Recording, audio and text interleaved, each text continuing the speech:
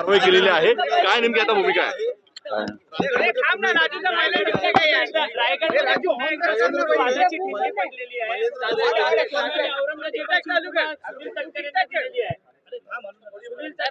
आता मी आता काय इकडे काय सांगितलं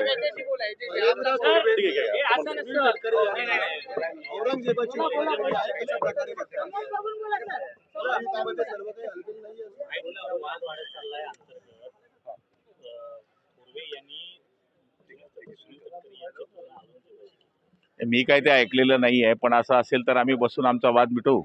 आणि मला तरी असं वाटतं की महायुतीमध्ये असं वाद होणं हे चुकीचं आहे आणि तसं जर असेल तर आपण त्यांना बोलूया. तर काल छावा चित्रपटाला शिंदे शिवसेनेकडून कोणी उपस्थित होतं, काय नेमकं नाराजी आहे म्हणून गेलं नाही की काय? दोन्ही पक्षाचे नेते आणि मंत्री सगळे होते. मला त्याच्यातलं काही माहित नाही, कारण की मी दिवसभर सभागृहामध्ये होतो, त्याच्यामुळे मला काही माहित नाही.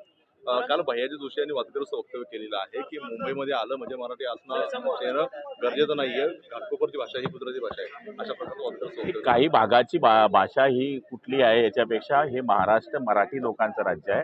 इथे मराठी भाषेला पहिलं प्राधान्य असणार आहे. त्यामुळे तर मोदी साहेबांनी अभिजात दर्जा मराठी भाषेला दिलेला आहे. मला तरी असं वाटतं की त्याची सगळी अंमल सगळ्या नेत्यांनी केली पाहिजे.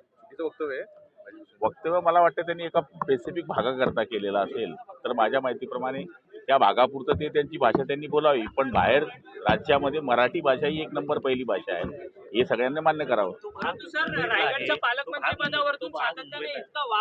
दोन मिनिटं कोणी काही बोलेल, कोणी काय बोलतं, काय करणार.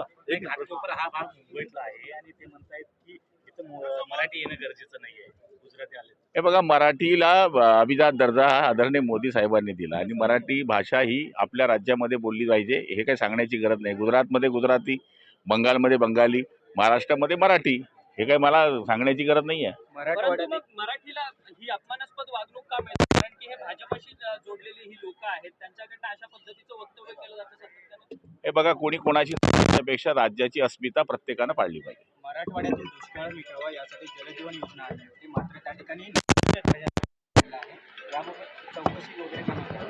जिथले जिथले तक्रारी आलेल्या आहेत तिथल्या आपण चौकशा केलेल्या आहेत आणि ज्या ज्या अधिकाऱ्यांनी आगाऊपणा केला असेल त्यांना काहींवर आम्ही कारवाया सुद्धा केलेल्या आहेत. रायगडच्या पालकमंत्रीपदावरती तुमचा दावा कायम असणार आहे का? शिवसेनेचा दावा कायम असेल का? लाडक्या बहिणीच्या बाबतीत काल आम्ही चर्चा केलेल्या वक्तव्यानंतर आता लाडक्या बहिणीच्या हे बघा, सरकार आहे, सरकारने दिलेली आश्वासनं ही पूर्ण करायची असतात, पण अजून सरकार येऊन 2-3 महिने झालेले आहेत. जी आश्वासनं आम्ही दिलेली आहेत ती आम्ही पूर्ण करू. परंतु रायगडच्या पालकमंत्री पदावरती शिवसेनेचा दावा असणार का? काल आदिती तटकरे यांनी छावा चित्रपटाचं एक स्पेशल शो ठेवलेला आमदारांसाठी, परंतु शिवसेना कुठे दिसली नाही त्या ठिकाणी. हे बघा, ऑलरेडी कामकाज सत्राचं सुरू आहे.